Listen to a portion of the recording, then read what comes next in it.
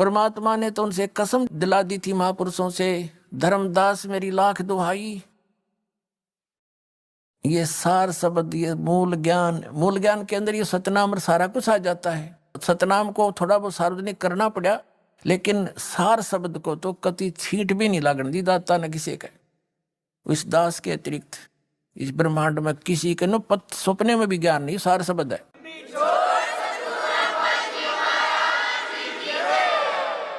तो कहने का भाव ये है कि ये अभी कहते हैं गुरु बिन काहुन पाया ज्ञान, जो थोथा भूसड़े मूड किसाना, गुरु बिन वेद पढ़े जो प्राणी, समझन सार रहे अज्ञानी। तो इन महापुरुषों को छोड़कर जिनको परमात्मा सीधे मिले थे वो तो सतगुरु थे, और सतगुरु नहीं थे इस पृथ्वी पर, इस दास के अतिरिक्त वर्तमान में नहीं है। अब दया करी है दाता ने, तो उन महापुरुषों ने अपने सबर की घूंट पी, परमात्मा के आदेश का पालन किया। ऋग्वेद मंडल नंबर 9 सूक्त नंबर 86 मंत्र 26 और 27 में, ऋग्वेद मंडल नंबर 9 सूक्त 82 के मंत्र 1, 2, 3 में, ऋग्वेद मंडल नंबर 9 सूक्त 20 मंत्र 1 में, ऋग्वेद मंडल नंबर 9 सूक्त 94 के मंत्र 1 में, ऋग्वेद मंडल नंबर 9 सूक्त 95 के मंत्र 2 में, ऋग्वेद मंडल नंबर 9 सूक्त 96 के मंत्र 16 से 20 में, और अनेक स्थानों पे यह स्पष्ट प्रमाण है कि वो परमात्मा सतलोक में रहता है। और सतलोक के भी तीसरे पृष्ठ पे, तीसरे भाग में, वह 3 डिवीजन है, 3 विभाग है सतलोक के, 3 हिस्सों में है। तो सबसे ऊपर के स्थान पर रहता है, वहां से चलकर आता है। वहां पर एक बहुत बड़े सिंहासन पर विराजमान है, राजा के समान, सिर पर मुकुट है, छत्र है, और वहां से गति करके आता है, चलकर आता है सशरीर। और यहाँ पर अच्छी आत्माओं को, जो दृढ़ भक्त होते हैं, उनको मिलता है, और ये यथार्थ ज्ञान बताता है। और वो इस पृथ्वी के ऊपर कवियों जैसा आचरण करता है। वो होता तो है भगवान, लेकिन कवियों में से भी एक प्रसिद्ध कवि की भी उपाधि प्राप्त करता है। तो who is God? Kabir is God, जिसने ये लीलाएं की है। तो सतलोक से चलकर आता है, दृढ़ भक्तों को मिले। उन दृढ़ भक्तों में से आपको बताया कि ये महापुरुष जो उनके सीधे संपर्क में आए वो सतगुरु थे, और उनको सख्त हिदायत दे दी थी कि अभी इसको डिस्क्लोज ना करना। तो पुण्यात्माओं, आज ये नाम और यही ज्ञान यदि इन दूसरे पंथों वालों के पास होता, अधिकारी तो ये थे नहीं, और भोली आत्माओं को ये फिर भी ये नाम जाप करते हुए भी नरक में जाते और यही काल के जाल में रह जाते। तो वही पुण्यात्माएं जो भगवान को चाह रही थी, 600 वर्ष पहले परमात्मा आए थे स्वयं, और एक लीला की थी, प्रत्येक युग में करते हैं। सतलोक से चलकर आते हैं, शिशु रूप धारण करते हैं, कमल के फूल पर सरोवर में आकर के विराजमान होते हैं। वहां से उनको निसंतान दंपति उठा ले जाते, फिर वहां परवरिश उनके घर होने से उसी माहौल में उसी कुल के माने जाते हैं, और कंवारी गायों से उनके दूध की परवरिश, दूध पान होता है, कंवारी गायों से उनकी परवरिश की लीला होती है। यह ऋग्वेद मंडल नंबर 9 सूक्त 1 मंत्र 8 और 9 में स्पष्ट किया है कि परमात्मा 3 स्थिति में सभी का धारण पोषण करता है। एक स्थिति में सतलोक में रहते हैं, उनका करोड़ सूर्य मिला दे, करोड़ चंद्रमा, ऐसे एक रोमकूप की शोभा है, प्रकाश है। और अन्य रूप हल्का तेज पुंज का हल्का रूप बना करके एक साधु महात्मा के रूप में आते हैं, जब चाहे किसी महापुरुष को कहीं प्रकट होकर मिल जाते हैं। और एक रूप में वो एक प्रत्येक युग में शिशु रूप धारण करके वो ऐसी लीला करते हैं, धीरे धीरे बड़े होते हैं। तो बचपन में उनके परवरिश की लीला कुंवारी गायों से होती है। और वो कबीर साहब की 600 वर्ष पहले उनकी जीवनी में लिखा है कि उस परमेश्वर ने 25 दिन के हो गए थे, कुछ खाया पिया नहीं, मुंह बोले मात पिता नीरू नीमा, जो जल से कमल के फूल से उठा कर लेकर गए थे। वो चिंतित हुई, फिर परमात्मा ने दया बख्शी, उनको प्रेरणा दी, क्योंकि वो पहले शिवजी भगवान के उपासक थे। फिर उनको जबरदस्ती मुसलमान बना दिया गया था। तो भगवान शिव को याद कर रहे थे, फिर भी मुसलमान होते हुए भी हृदय से शिव को नहीं भूल पाए थे। तो कबीर परमेश्वर की प्रेरणा से शिव जी आए शिवलोक से साधु रूप बना के। फिर परमात्मा कबीर जी ने नवजात शिशु के रूप में उनकी गोदी में, शिव जी की गोदी में आकर के उन्हें गोदी में लिया। तब कहा कि इनको कहो कुंवारी गाय लावे, उस पर आप आशीर्वाद देना, तब मैं दूध पीऊंगा। ऐसा ही किया गया। तब कबीर साहब की लीला कुंवारी गायों के दूध से हुई थी। यही ऋग्वेद मंडल नंबर 9 सूक्त नंबर 1 मंत्र 9 में स्पष्ट किया है कि वो परमात्मा जब शिशु रूप धारण करके आता है, उसके परवरिश की लीला कुंवारी गायों से होती है। थोड़ी सी झलक देता हूं। अपने आत्माओं, हमने अध्यात्म ज्ञान समझना है। आप विद्यार्थी हैं, दास टीचर है। एक रोजगार रोजी रोटी के लिए हम अपने बच्चों को 16, 17, 20 वर्ष तक फ्री कर देते हैं कि तुम पढ़ो, शिक्षा ग्रहण करो। फिर उनको क्या मिलता है? 2 टूक मिलते हैं। और वो भी मृत्यु हो जाए तो वो सारा कुछ करा भी रह गया। और अब आपको क्या मिलेगा? आपको कहते हैं यहाँ का किया हुआ आपको सतलोक में सुख मिलेगा, जो आप यहाँ साधना पढ़ाई करोगे। तो इसके लिए आप जी ने कुछ समय देना पड़ेगा भगवान के लिए। और समय वो देगा जिसके आप पक्की समझ में आ जाएगी। जैसे हमने अपने बच्चों को 20 वर्ष दे दिए, ये पक्की जचगी हमारा कि ये पढ़ेगा तो कुछ प्राप्त करेगा। तो नो डाउट एक रूटीन सा बन गया फिर सबका।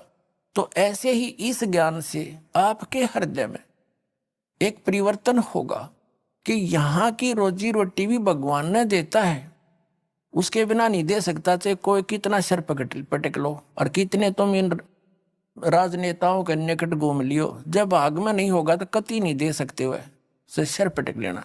और देना भगवान ने 2 रोटी चाहिए, हमने घनी बकवाद देंगे, आवश्यकता नहीं रहेगी, महसूस नहीं होगी। अब ये ड्रेस आपको मिली है ना, यह ड्रेस मनुष्य वाली, ये विद्यार्थी की ड्रेस है इस पृथ्वी पर। और विद्यार्थी अपने उद्देश्य को भूलकर फिल्म देखता है, गाने सुनता है, ताश खेलता है, सुल्फा पीता है, घुट्टी लाता है। तो उसके कैसे लक्षण है? क्या वो उपलब्धि करेगा उस अपने पढ़ाई की? नहीं, वो फिर सदा दुखी होगा। इसी प्रकार ये मनुष्य शरीर आपको प्राप्त हुआ था, यहाँ से सत भक्ति करके और सतलोक में मिलेगी। यहाँ करी हुई कमाई आपको वहां सुख होगा और यहाँ भी सुविधा पूरी देगा, क्योंकि आप विद्यार्थी हो, उस परम पिता के बच्चे हो। आपको विद्यार्थी बनाकर भेजा है तो सुविधा भी वो देगा। 2 रोटी चाहिए, बकवाद नहीं। गुटी लाना, फंड करना, 6 प्लाट ले ले, 4 कोठी बना ले, और कल मर जाए फिर कुत्ता बने अंडे सिर पर धर ले कोठी नर उसने। तो ये बात आपका समझ में आवेगी धीरे धीरे, क्योंकि अभी तक तो हमने बकवादें सुनी और वो देखी है। तो इस प्रकार परमात्मा ने ये शरीर इसलिए दिया आपको कि आप विद्यार्थी हैं। और सब इसको पुनः सोचो इस बात पर। और यहाँ का जैसे जो बच्चा जो ट्रेनिंग करता है, जिस भी साइड की, कोई मेडिकल कर रहा है, कोई इंजीनियरिंग कर रहा है, कोई वैसे पढ़ रहा है, कोई शास्त्री की कर रहा है, तो वहाँ की हुई पढ़ाई उसको फील्ड में सुख मिलेगा और वो वहीं सुख प्राप्त कर रहा है। तो यूजलेस हो गया उसका सारा काम। तो आप जी जो यहाँ सुख ढूंढ रहे हो, MLA MP मिनिस्टर मंत्री बन के, या यहाँ कोई कार कोठी बनाने में ही जुटे रहते हो, आप उद्देश्य भूल चुके हो अपना। अब फिर याद करो। और यहाँ का किया सतलोक में मिलेगा आपको, वहां ठाठ करियो, कुछ भी काम को ना, सारे सुख कितना बैठे बतलाइयो, और कहीं कुछ खाइयो पियो, सारे मौज। विमान आपके सामने होगा, जहां बैठ कर जाइयो, सारी सैर सपट्टे करियो, वहां सारा सुख वहां पर है एज इट इज।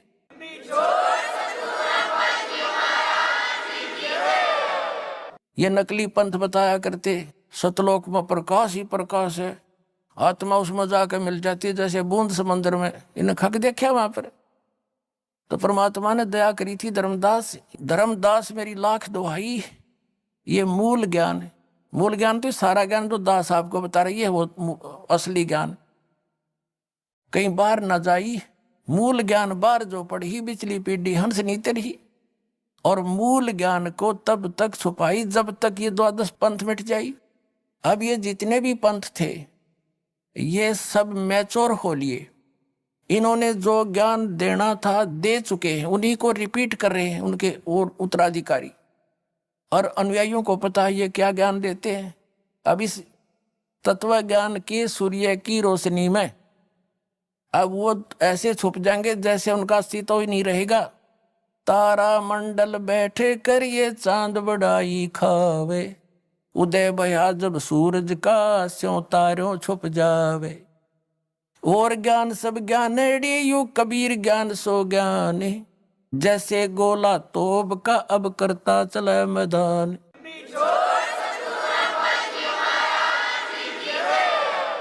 तो इन सब फेल हो जाएंगे जितने भी संत पंथ है ये नकली, और एक ही ज्ञान रह जाएगा परमात्मा का, क्यों हम सभी उसी के बच्चे हैं और उसी के लिए हम भटक रहे हैं। गुरुओं के पास उसी के लिए गए, हमने धर्म भी भगवान पाने के लिए ही अलग बनाए। अब वो हमें सहज में मिलने जा रहा है तो हम फिर एक हो जाएंगे, अवश्य होंगे, देख लेना, ज्यादा समय नहीं लगेगा। अब क्या है जो प्रसंग उस पर आते हैं कि उस परमात्मा की पहचान होना अनिवार्य है कि वो परमात्मा कौन है, कैसा है, और जहां हम जाने के लिए मोक्ष प्राप्त करके वहां जाना चाहते हैं वो स्थान कैसा है। कोई नो के वहां तो प्रकाश ही प्रकाश, आत्मा उसमें अमर आनंद लेती है। खाक आनंद लेगी जब उसमें बूंद समुद्र में मिल गई है, या बड़ा बूंद की तरह घूम डोट डोट डोट से क्या आनंद हुआ। वो प्रमाण कहाँ है? दास जो बता रहा है उन महापुरुषों ने देखा जिनको वापस छोड़ा गया था, उनके द्वारा बताए गए उस आंखों देखे विवरण से परिचित करा रहा है कि वहां उन महापुरुषों ने ये बताया है। और ये लिखा हुआ सदग्रंथों में कबीर पंथी पहचान सके नहीं, सब निराकार बतावे, चेतन ही चेतन है, भगवान वहां निराकार है। तो इन्होंने क्या देखा, ये झूठे हैं, अनुभवहीन हैं, इनकी वहां तक पहुंच नहीं हुई, ये सब झूठ बोल रहे हैं। तो आप जी ने स्वयं सोचना है और जानना पड़ेगा और फिर यहाँ आकर कल्याण कराओ। अब जो प्रसंग चल रहा है कि भगवान कौन है, जिसने वेदों में जो लिखा है, विशेष वैसे तो ये विश्व के ग्रंथ है, पवित्र चारों वेद, पवित्र श्रीमद् भगवद गीता, ये पवित्र 18 पुराण, ये उस समय लिपिबद्ध किए गए थे जिसमें कोई मजहब धर्म नहीं था। ये विश्व ग्रंथ है, लेकिन इनमें इनकम्प्लीट नॉलेज है, कंप्लीट नहीं है। कंप्लीट ज्ञान तो परमात्मा ही आकर देता है, अपने मुख कमल से बोलता है, यही तो वेद बताते हैं।